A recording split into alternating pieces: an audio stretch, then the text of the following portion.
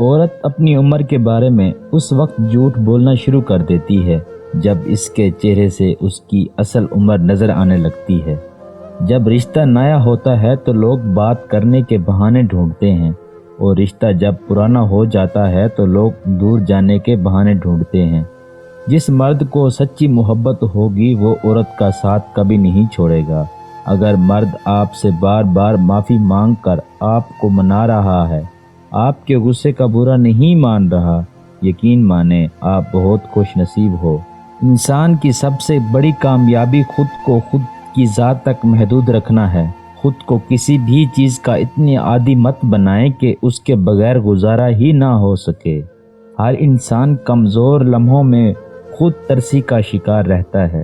ماں سے کبھی بھی حساب نہ کرنا، ورنہ تم پہ رزق کے سارے دروازے بند کر دیے جائیں گے۔